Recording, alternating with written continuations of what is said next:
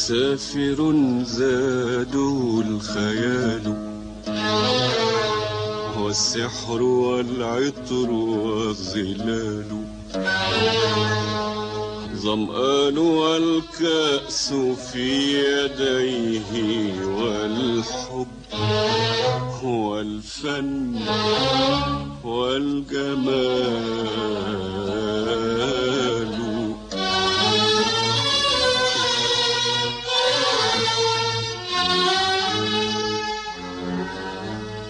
شابت على أرضه الليالي وضيعت عمرها الجبال ولم يزل ينشد الديار ويسأل الليل والنهار والناس في حبه سكارى هاموا على شطه الرحيب آه آه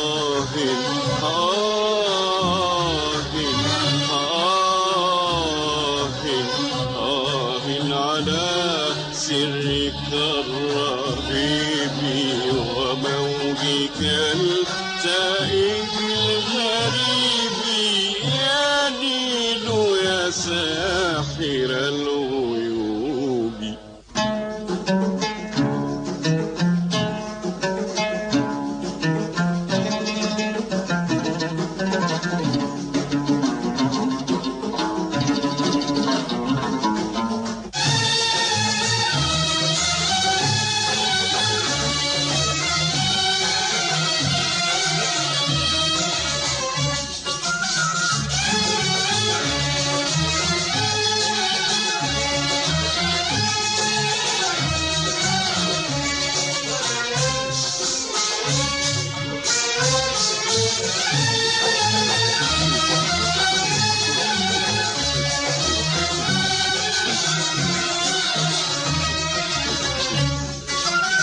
سمعت في شطك الجميل ما قالت الريح للنخيل سمعت في شطك الجميل ما قالت الريح للنخيل يسبح الطير أم يغني ويشرح الحب للخميل وأصل تلك أم صبايا شربنا من خمرة الأصيل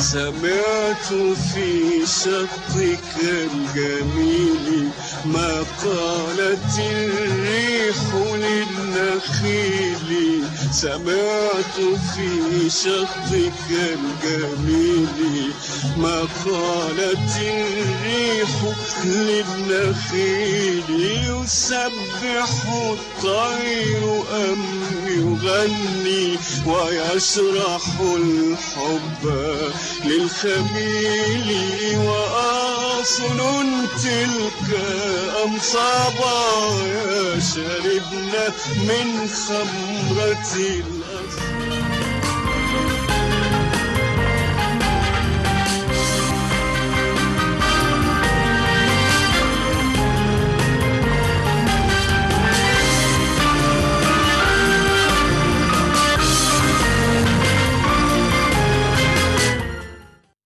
مساءكم بكل خير وأهلا بكم في مشاوير ومشاهير على شاشة قناة النيل الثقافية.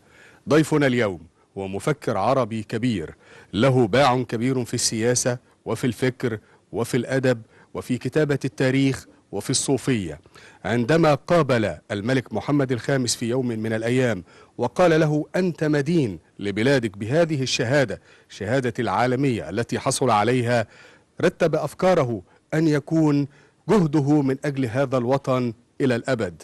وعندما أيضا قابل الجنرال جون في يوم من الأيام وهو رجل فرنسي أيام الاستعمار الفرنسي وقال له: أنت مدين بتعليمك للثقافة الفرنسية، أصرها في نفسه ووقف موقف المدافع عن الوطنية وعن الهوية. وعندما قابل طه حسين عميد الأدب العربي في يوم من الأيام كانت نقطة تحول في حياته، وأتى إلى الإسكندرية وحصل على درجة الدكتوراه. إنه المفكر والأديب والسياسي، وضيفنا في مصر الأستاذ عبد الهادي التازي، وهو غني عن التعريف بين جموع المثقفين. أهلا بك على شاشة قناة النيل الثقافية. شكرا سيدي الكريم، وأنا معتز بهذا التقديم الذي أريد وأتمنى أن أنال أن أكون مستحقا لبعضه. وأنا حقيقة معتز بهذه الزيارة لمصر ولسائر الزيارات التي قمت بها. أنا أجدد شكري لك وأتمنى أن نكون عند حسن ظنك في هذه الضيافة الكريمة. وبداية اسمح لي أن أطلب الانضمام إلى أشهر حزب في العالم العربي وهو حزب الجو. أنت صاحب حزب الجو، والأستاذ عبد الهادي التازي هو صاحب أصفار امتدت إلى 1065 من الأصفار التي كانت عبر الطائرة. وحزب الجو هو اسم مثير للدهشة ويحتاج إلى توضيح. ما هو حزب الجو وما هو شروط الانضمام إلى هذا الحزب؟ أنا أشكر سيادتك على هذا السؤال، والحقيقة أنه اسم مثير وجاءني من اهتمامي بالتصوف والصوفية. أنتم تعلمون أن الإمام أبو الحسن الشاذلي رحمة الله عليه كان له تلاميذ وكانوا مرتبطين به إلى حد كبير. ذات يوم طلبوا إليه أن يهيئ لهم دعاء يقرؤونه كل صباح عند سلوكهم طريق البر إلى أعمالهم، فسوى لهم دعاء. هذا الدعاء عرف في التاريخ باسم حزب البر. بعدين لما أخذ الإمام أبو الحسن يغزو في البحار ويخافون من القراصنة، طلبوا إليه أن يمدهم أيضا بدعاء ينفعهم في البحار، فسوى لهم ما يسمى في التاريخ إلى الآن حزب البحر. وعلى فكرة حزب البر أو حزب البحر كله مستمد من آيات قرآنية تتصل بالبر أو بالبحر، مطعمة ببعض الأحاديث. فانطلاقا من فكرة أبي الحسن الشاذلي ونظرا لكوني رحلاتي بالطائرة تجاوزت 1000، قلت خلينا نسوي حزب الجو كذا كمان. فسويت هذا الحزب، وهو فعلا مستمد من كل الآيات القرآنية التي تصل بالجو، بحيث لو سيادتك تقراه من غير أن تكون عارفا بأن عبد الهادي التازي هو الذي صنعه لقلت ربما أبو الحسن الشاذلي. هذا الحزب على نفس النمط، وكما قلت سيادتك لما صدر أول الأمر وزير الداخلية في المغرب اتصل بي قال لي ايه الحزب هذا اللي انا حزب سري. حزب سري. قلنا له يا سيدي هذا الحزب ها معناه وها معناه. الحزب هذا حقيقة سعد بإهدائكم نسخة منه، وهو على نفس نمط حزب البر وحزب البحر، بإضافة تحيين الحزب، أي إنني أضفت إليه بعض الأشياء التي نشعر بها نحن المسافرين. مثلا تفاجأ بأن واحد يقول لك وأنت عند الخطوط عندك 20 كيلو زيادة. هذا 20 كيلو زيادة احنا في الحزب متجهين إلى الله، نقول اللهم أثقل ميزاني وتجاوز عن حسابي. في أشياء مثلا مطبات.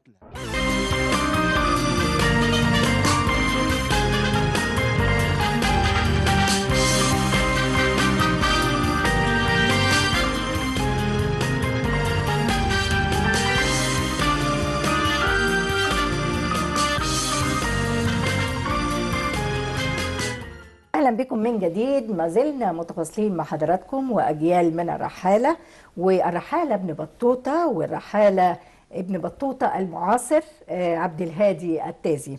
يسعدني أن يكون معي ضيفا الدكتور إسماعيل حامد، الباحث التاريخي المعروف والأستاذ الجامعي. أهلا وسهلا. أهلا يا فندم. أهلا وسهلا بحضرتك. شفنا في تقاريرنا دلوقتي حوار مع الرحالة عبد الهادي التازي، تعليق حضرتك عليه؟ بالتأكيد أن أدب الرحلات يعتبر من الآداب المهمة جدا، أو من الفنون الأدبية اللي ارتبطت بالعرب. وبالتأكيد طبيعة العرب، يعني البيئة نفسها بيئة العرب، وحتى البربر كمان، على اعتبار أن ابن بطوطة هو بالتأكيد كان من أصول بربرية من قبيلة لواتا، وهي من القبائل البربرية المعروفة.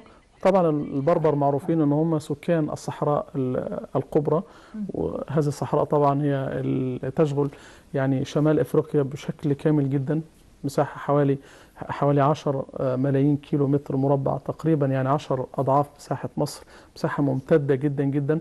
يعتبر السكان الرئيسيين لهذه الصحراء هم البربر الذين ينتسب لهم يعني ابن بطوطه يعني القديم. طبعا التازي عبد الهادي التازي طبعا هو ما يعني يطلق عليه ابن بطوطة الحديث أو المعاصر، يعني على اعتبار أنه يعني كان مغربيا. طبعا هو التازي نسبة إلى مدينة تازة، وهي من مدن المغرب المعروفة. يعني ابن بطوطة كان اللواتي نسبة لقبيلته، وأيضا الطنجي نسبة لمدينة طنجة، وطبعا هي من مدن شمال المغرب المعروفة والتي ينتسب إليها.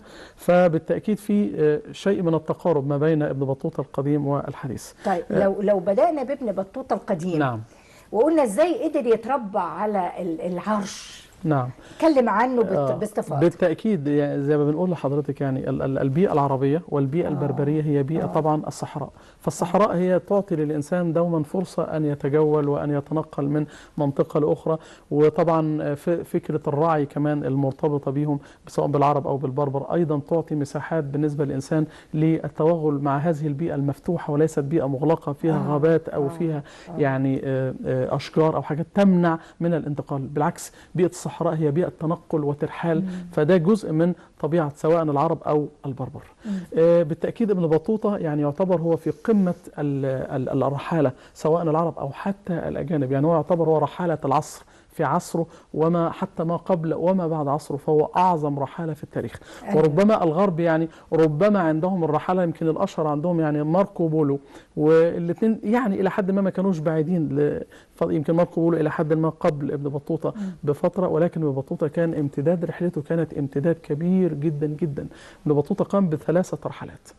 الرحلة الأولى هي الرحلة الكبرى بالنسبة له يعني، وكانت ممتدة، وبدأها سنة 725 للهجرة، تقريبا حوالي 1325 للميلاد، كان القرن الثامن الهجري، القرن ال14 للميلاد.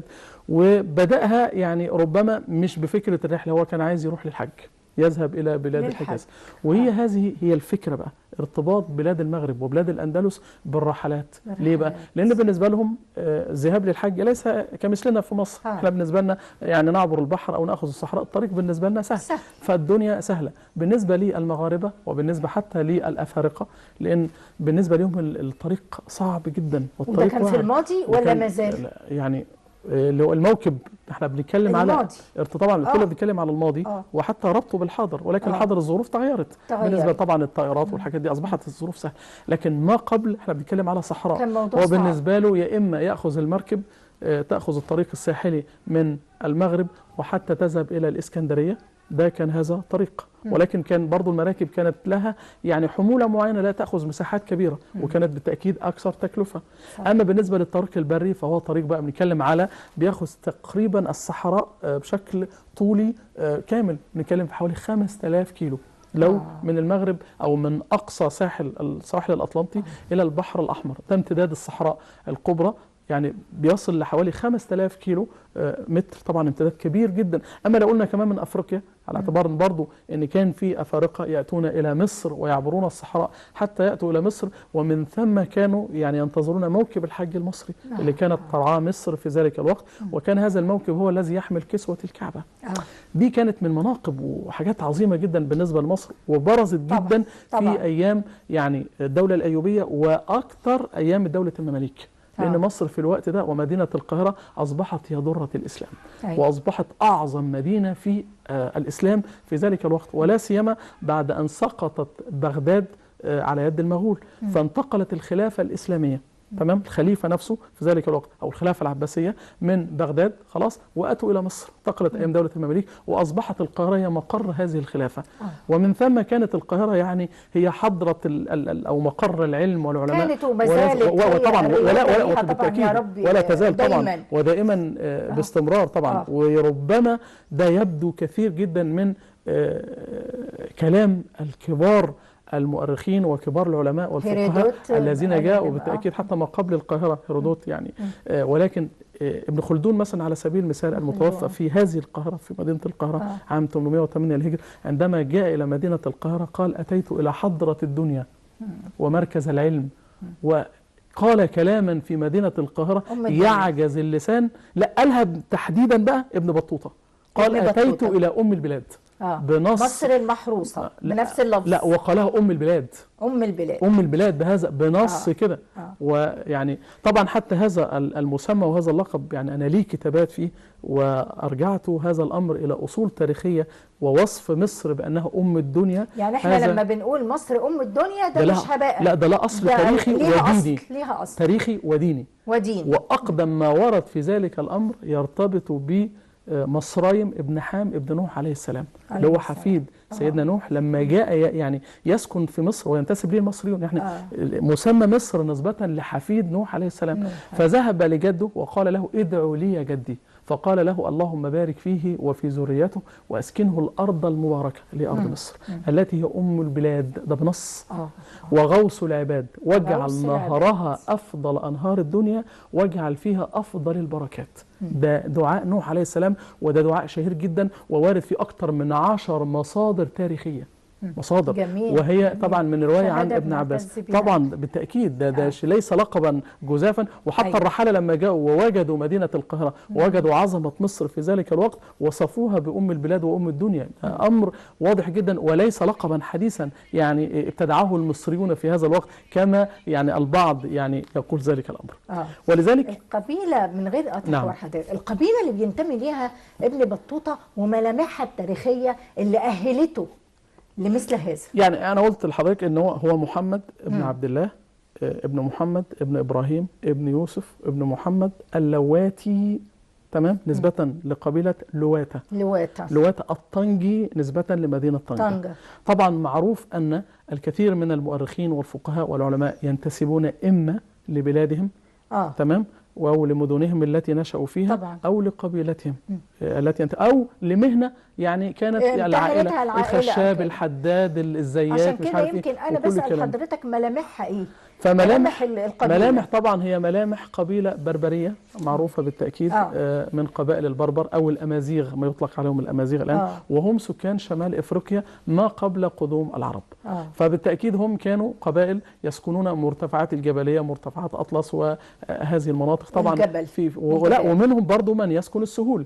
ولكن المناطق زي الطوارق لا يسكنون، هم يسكنون الجنوب يعني. ربما الطوارق بالنسبة لنا كالنوبيين في مصر، هم يسكنون المناطق الجنوبية في الصحراء وحيث الحرارة، عشان كده نلاقي سمرة البشرة بتميز سكان الجنوب. بتتماثل مع طبيعة المنطقة بالتأكيد، لأن درجة الحرارة والبيئة المحيطة هي تؤثر في الإنسان وفي بيولوجية الإنسان بشكل كبير جدا. ليه خد الشهرة ابن بطوطة، الشهرة الواسعة دي؟ نعم ما قبل زي ما قلت لحضرتك، اولا كان في رحاله كبير يعني كم كبير جدا، ربما من اقدم الرحاله المعروفين ما قبل ابن بطوطه عشان نعرف ابن بطوطه ومكانته ما بين الرحاله العرب والمسلمين. كان من اقدم الرحاله اللي احنا نعرفهم يعني العرب والمسلمين كان المسعودي، وهو صاحب كتاب مشهور جدا كتاب اخبار الزمان، وله كتاب اخر مروج الذهب. ابن المسعودي متوفي 346 في مدينه القاهره، وكان رحالة له دور كبير جدا، وقام برحلات وأسفار عبر المحيط الهندي وما يعرف طبعا التجارة العمانية. كان بيتبع مع البحارة والتجار العمانيين في رحلاتهم ما بين شرق أفريقيا حيث الذهب في شرق أفريقيا، وأيضا بلاد الهند وبلاد الصين. أيضا بعده عندنا مثلا 350 للهجرة متوفي كان ابن حوقل، وده صاحب كتاب وصف الأرض، وهو أيضا رحالة معروف، ولكن لم يكن له نفس الامتداد اللي قام به المسعودي. عندنا عندنا أيضا البكري، وده برضو كان مغربي أندلسي ومتوفي تقريبا عام 487 للهجرة. طبعا دايما المغرب والأندلس نعم بتحظى بمثل هذه نعم. الأدب الرحلات. بالتأكيد زي ما قلنا برضو إن ليه الارتباط ده برحلة الحج. هم بالنسبة لهم كانوا يتوقون دوما كان إلى أساسي. ده الأساس عندهم. فمن خلال رحلة الحج هو بالنسبة له بيمر ب 5000 كيلو لحد ما يأتي للقاهرة، ثم قدامه حوالي 2000 أو 3000 كيلو بيمر حتى بقى يذهب إلى مكة. هم قدامه بيمر ببلاد وشعوب وقبائل وظواهر بقى وطبعا جغرافية وتاريخية وعادات وتقاليد وطبيعة مختلفة، فبيصف الحاجات دي كلها. فاللي هو النبيه منهم اللي هو ما بيتركش الأمور دي لمجرد إن هو رايح رحلة وخلاص فمع القافلة، لا هو بالنسبة له هو بيستثمرها، لأنه هو عنده حس ثاقب وعنده رؤية بينظر للمشاهد والعادات والتقاليد. وكان من هؤلاء ابن بطوطة بالتأكيد. وكان ما قبله بقى على طول يعني ربما بحوالي 614 للهجرة كان قبله ابن جبير، ورحلة طبعا رحلة مشهورة جدا لابن جبير، وللمصادفة أنه أيضا يعني مات وتوفي بمدينة القاهرة. يعني كتير جدا حتى منهم كانوا يأتون، وخلال رحلاتهم بقى عندما ينبهروا بمصر ومدينة القاهرة يفضلوا الإقامة بمصر وبمدينة القاهرة. حتى منهم كمان لنتخيل أبو الحسن الشاذلي، طبعا صاحب الطريقة الشاذلية، هو في الأصل من المغرب، من بلاد المغرب، وجاء في رحلة الحج ثم استقر بمدينة الإسكندرية، ثم جاء تلميذه كمان من بعده اللي هو المرسي أبو العباس اللي هو في الإسكندرية، وأيضا لا مرسي أبو العباس في طنطا، الأحمد البدوي. المرسي أبو العباس طبعا صاحب المسجد المشهور جدا، صاحب سيدي المرسي اللي هو مرسي أبو العباس، لأنه في الأصل كان من مدينة مرسية. مرسية دي من بلاد الأندلس، فأصبح اسمه المرسي نسبة لمدينة مرسية. فهو جاء من هذه البلاد ثم استقر بمدينة الإسكندرية، وهكذا كثير جدا من الرحالة والفقهاء والعلماء وكبار الصوفية الذين كانوا يأتون في الحج ثم يهيمون بمصر ويؤثرون الإقامة بمصر وبالقاهرة أو بمدينة الإسكندرية. فمن هؤلاء طبعا ابن بطوطة، ولكن بطوطة رحلته كانت رحلة طويلة، وأحيانا في رحلاته كان بتبقى جمال وبحار، طبعا يعني مر بأكتر من وسيلة. هي رحلة ابن بطوطة من يقرأها، أنا قرأتها أكثر من مرة، وهي طبعا هي جزء أصيل من دراستي في أفريقيا، لأن تعتبر رحلة ابن بطوطة من المصادر التاريخية المهمة جدا لأي باحث في تاريخ أفريقيا. فبالتأكيد الرجل يعني هذا طبعا عمل عبقري. هو قام ب3 رحلات. الرحلة الأولى هي رحلة كبرى كبيرة جدا، يعني امتدت ل يعني قرابة أكثر من 20 سنة، رحلة واحدة. وهو كان في الأصل عايز يحج، وكان عنده 22 سنة، فكان صغير في السن، كان لسه يعني غض، ولكن سبحان الله كان هو بقى عنده خلاص أحب الأسفار والرحلات، وجاء للقاهرة، ثم طبعا في اسكندرية الأول بعد ما عبر كل الصحراء من المغرب ثم إلى الجزائر ثم بعد ذلك لتونس ثم ذهب لليبيا، وفي كل منطقة كان يصف لنا المشاهد والبلاد والشعوب والقبائل والعادات والتقاليد التي كان يراها. ثم جاء مصر وقدم في مصر وصفا يعني بليغا، وكتب ربما يعني أكثر ما كتب عن البلاد كان مما كتبه عن مصر، قدم أوصاف مهمة جدا. دي تعتبر أهم رحلاته؟ بالتأكيد دي الرحلة الكبرى. لا ما هي رحلة مصر، يعني احنا لما بنقيمه واسأل حضرتك ايه هي اهم رحلاته، هل تعتبر مصر؟ ما هو انا بقول هو كان له 3 رحلات. الرحلة الأولى دي هي الرحلة الكبرى، تمام، اللي هي للحج. رحلة الحج، وبعدين ما كمل لحد ما راح الصين. يعني ما جاتش مجرد الحج، وبعدين ده حج 3 مرات كمان، كان بيحج ثم يذهب ويروح منطقة ويرجع تاني يحج ثم يكمل مرة أخرى، فتأتي الفرصة فيكمل إلى بعد ذلك. صعوبة طبعا المشقة اللي بيتكبدها ورغم التهديدات، لأن ابن بطوطة مر في رحلاته بطبعا قراصنة وطبعا قطاع طرق وحاجات في منتهى الصعوبة في الوقت ده، وربما في بعض الأحوال كان بينقذ بشكل عجيب جدا جدا، وكان على شفا الهلاك والموت في بعض المراحل. لكن سبحان الله يعني أراد الله تعالى لنا أن يعطينا ابن بطوطة يعني رحلة خالدة في التاريخ دامت 29 سنة. تخيل حضرتك واحد يقوم برحلة 29 سنة. هو ده مجمل الرحلات ال3 بتاعت ابن بطوطة، اللي منها الرحلة الكبرى بقى اللي هي تقريبا حوالي 20 سنة. دي طبعا دي بقى الرحله المتواصله كلها، تمام. تعتبر من ابرز النقاط اللي كانت فيها طبعا رحلته لمصر، لانه قدم وصف كبير جدا لمصر، تعتبر من اهم المصادر، لانه تحدث عن مناره الاسكندريه، لانه كان لما جاء كانت مناره الاسكندريه كان باقي منها جزء كبير ولم تكن تسقط او ولم تسقط، ولذلك وضع لنا وصف مهم جدا لمناره الاسكندريه. تحدث ايضا عن عمود السواري، وتحدث في الاسكندريه، تحدث ايضا عن مقابر الاسكندريه، وبعد كده لما نزل مدينه القاهره يعني ابدع وقدم وصف مهم جدا. تحدث عن قبر الإمام الشافعي وتحدث عن هذا القبر اللي يعتبر يعني من أهم القبور الموجودة بمدينة القاهرة، طبعا إمام من أعظم الأئمة في تاريخ الإسلام وأحد الأئمة الأربعة. ثم تحدث أيضا عن مساجد آل البيت الموجودة بمدينة القاهرة، عن مسجد السيدة نفيسة وهي نفيسة بنت الحسن الأنور، نفيسة العلم والعلماء، وهي نفيسة بنت الحسن الأنور الحسن المثنى ابن الحسن ابن علي ابن أبي طالب رضي الله عنه. وأيضا تحدث عن قبر وضريح الإمام الحسين، طبعا هو موجود رأس الحسين، وهو ممن أكد أن الرأس موجودة للإمام الحسين هناك يعني في هذه المنطقة، لأن البعض يجادل رأس الحسين ليست موجودة في العراق، ومن يقول إن هي لا الجسد موجود في كربلاء، هذا أمر مقطوع، ولكن الخلاف في الرأس. طبعا لما استشهد الإمام الحسين وقطعت أو حزت رأسه ثم تنقلت من منطقة لأخرى، ثم كان آخرها عسقلان، ثم انتقلت من عسقلان لمدينة القاهرة أيام الدولة الفاطمية، لأن طبعا كانوا بيحبوا آل البيت، فطبعا أتوا بهذا الرأس، وطبعا وجاءته بهذا الرأس، ثم يعني وضعوها في ضريح، وبنى هذا الضريح بعد ذلك صلاح الدين الأيوبي، ثم يعني بعد ذلك اهتموا بقى بالمسجد والكلام ده كله بمرور الزمن، لأن طبعا رأس حفيد رسول الله صلى الله عليه وسلم، وطبعا سيد شباب أهل الجنة، طبعا شيء عظيم جدا وشيء كبير جدا وجود هذا القبر. طبعا تحدث عن العلماء كثير جدا من العلماء المدفونين، وقال أن جما كبيرا من صحابة رسول الله صلى الله عليه وسلم مدفونين في قرافة القاهرة، سماها القرافة. طبعا القرافة لا تسمى قرافة إلا في مصر فقط، يعني ليس في بلاد الأرض كلها كلمة قرافة تعني مناطق المدافن أو الجبانة أو الكلام ده، وهي نسبة لقبيلة عربية معروفة جدا اسمها قبيلة قرافة أو بنو قرافة، فكانوا يسكنوا المنطقة دي، فحتى منهم إمام كبير جدا وعالم جليل الإمام القرافي، وده عالم مشهور جدا من علماء القرن الرابع للهجرة، فبينتسب لهم. فمن النوادر بقى يعني أن تسمية القرافة لا تسمى إلا بمصر، ولا تعني فقط ولا تسمى. احنا واخدين المصطلح من بلد يعني كمسمى، مع اعتبار إن بعد الفتوح العربية الفتح الإسلامي لمصر جاءت قبائل عربية كثير جدا لمصر واستوطنت بها، فكانت كل منطقة ربما كان تستقر بها قبيلة ربما تحمل اسمها، عشان كده عندنا قبائل كثيرة جدا تسمى أو مناطق بسمى جهينة. يعني حتى رسالتي في الماجستير كانت عن قبيلة جهينة ودورها الحضاري في مصر والسودان وادي النيل، فتتبعت هذه القبيلة يعني من هجرتها من جزيرة العرب وفي مصر والكلام ده واستقرارها وهكذا. فأنا قصدي أن القبائل العربية كانت تأتي وتستقر ثم تحمل كثير جدا من المدن والقرى مسمى هذه القرية أو هذه المدينة.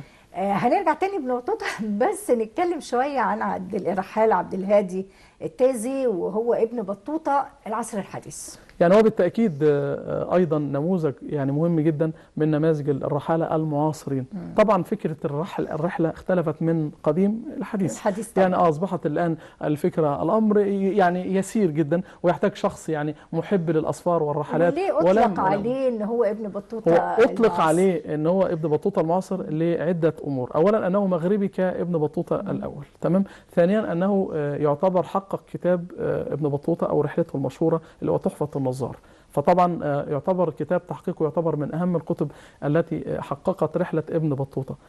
أيضا أنه كان يحب الرحلات وكانت له كتب كثيرة، وهو طبعا شخصية يعني أولا دبلوماسي ومؤرخ ورحالة، فطبعا هذه التجميعة في شخص واحد طبعا كوكتيل علمي لشخص طبعا فريد، وله أيضا مؤلفات ومصنفات كثيرة جدا في علم ويقال في بعض من أقواله أنه هو ذكر عدد السفريات أو المرات اللي استقل فيها الطائرة كان عدد يعني رقم كان خيالي. ما هو بالتأكيد يعني هو احنا اللي ما سافرناش ممكن نقول انا مثلا ركبت الطيارة 20 30 مرة، فبالك بقى لحد هو كان معدي آلاف طبعا يعني خلاص ما هو طبعا لحد، ولا سيما كمان ان هو كان دبلوماسي، فطبعا بالنسبة للدبلوماسي بالنسبة للباسبور طبعا الدبلوماسي فبيعطي له ايضا تسهيلات كثيرة جدا في عمليات السفر، وفي نفس الوقت هو شخصيته كمان، وزائد ان هو ارتباطه بمصر لانه حصل على الدكتوراه من جامعة الإسكندرية عن جامعة القرويين، فهو شخصية من الشخصيات المهمة جدا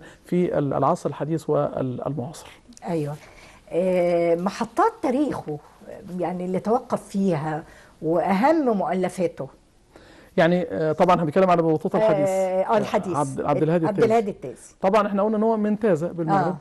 وبعد كده كان محب للتاريخ، وحصل على الدكتوراه في التاريخ عن جامعة القرويين، وطبعا الجامعة الأم في المغرب جامعة العلم كالزيتونة في تونس والأزهر في مصر. جامعة القرويين لها أهمية كبيرة جدا، وهي تعتبر واحدة من أقدم الجامعات في التاريخ. ترجع يعني لقرون بعيدة جدا، يعني حتى ما قبل تأسيس الجامع الأزهر كان جامع القرويين كان مؤسس في مدينة فاس، فله مؤلفات كثيرة جدا عن مدينة، خاصة في أدب الرحلات. بالتأكيد، لأنه عمل كتب فيما يخص مثلا عن مدينة القدس، وعمل أيضا مؤلفات حتى عن العلاقات ما بين المغرب والبلاد الأخرى، ومشاهداته أيضا في رحلاته في العديد من البلاد التي ذهب لها. أيضا كتاب تحقيق لكتاب ابن بطوطة يعتبر من أهم الكتب، لأنه ساعدته الرحلات كمان حتى يفهم عقلية ابن بطوطة ويقوم بتحقيق كتابه. لأن طبعا عشان حد يحقق كتاب رحالة، ربما لو كان هو على شاكلته وكان محب للرحلات. ثانية واحدة بنستأذن حضرتك دكتور إسماعيل، معنا اتصال هاتفي من الدكتور أحمد التازي حفيد عبد الهادي التازي ونائب رئيس مؤسسة عبد الهادي التازي. أهلا وسهلا يا فندم. السلام عليكم دكتور أحمد.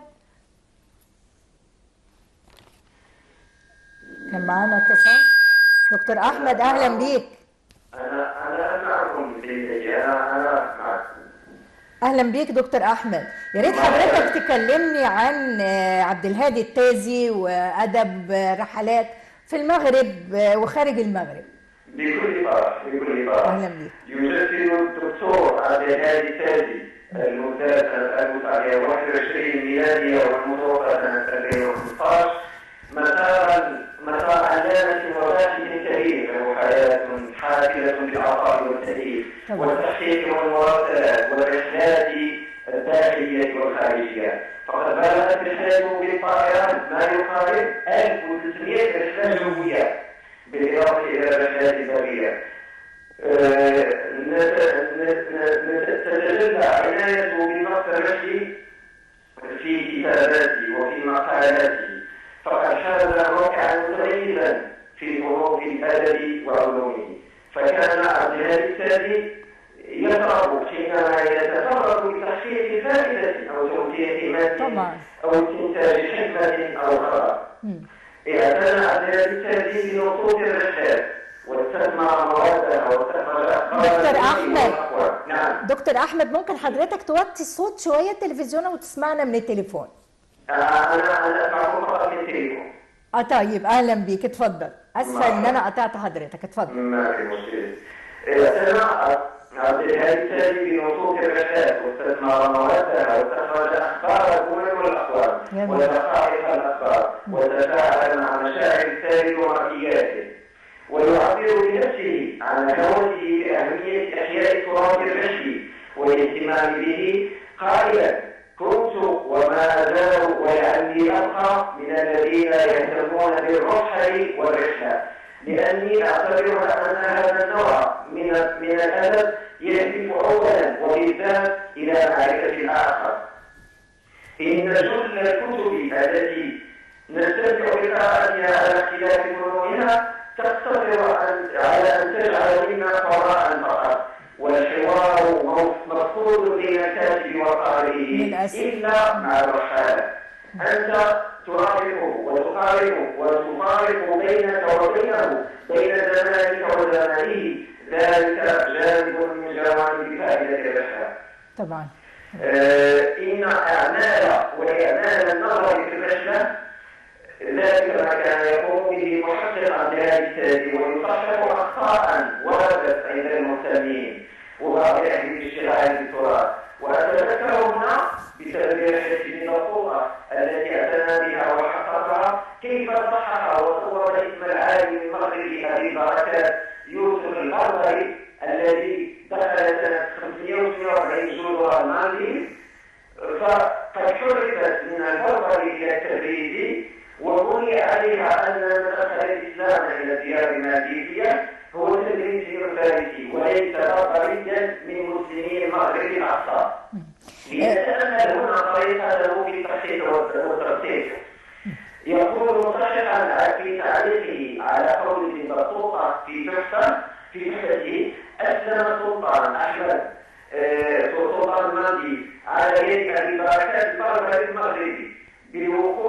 اللوحة التأسيسية الخشبية وليس النحاسية المتسخة محررة من الخشبية التي ترسم بكل وضوح أو ترسم بكل وضوح البربري وليس السبيلي. وهنا أقول لكم فقد أرسله الراحل الحسن الثاني رحمة الله عليه إلى جسور المزيد لكي يتأكد بنفسه من هذه الخشبة، فذهب إلى المسجد الذي كانت فيه الخشبة ولم يجد، وتأكد من أن الخشبة موجودة ومنقوشة في متحف هناك، حيث أتيحت له الفرصة للاطلاع عليها، ولم يكن مستغربا أن يقول له اهتمامه بتراث الفشل إلى صناعة موسوعة فريدة وهي رحلة الرحلات مكة في 100 رحلة ورحلة. وهو ما يعني أن الاطلاع على هذه المئات من نصوص الرحلات استنفد منه جزءا وافرا من حياته على طولها وبركتها. جميل جميل دكتور أحمد، الحوار ممتد ومش هينتهي طبعا عند هذه المكالمة. شكرا لحضرتك. الشكر لكم موصول، وهناك الكثير مما طبعا ونتمنى أن يكون لنا طبعا إن شاء الله. إن شاء الله. بشكر الدكتور أحمد النازي حفيد الدكتور عبد الهادي التازي ونائب رئيس مؤسسة عبد الهادي التازي. سعدت بلقائك دكتور إسماعيل، كان يهمني أن حضرتك تعمل مداخلة زي ما اتفقنا، لكن الوقت طبعاً. وقت الفقرة خلاص. بشكر الدكتور إسماعيل حامد الباحث التاريخي المعروف والأستاذ الجامعي. شكرا لحضرتك. شكرا يا فندم. أعزائي المشاهدين بنطلع لفاصل ونرجع، والزميل حسن الشاذلي والفقرة الأخيرة من البرنامج.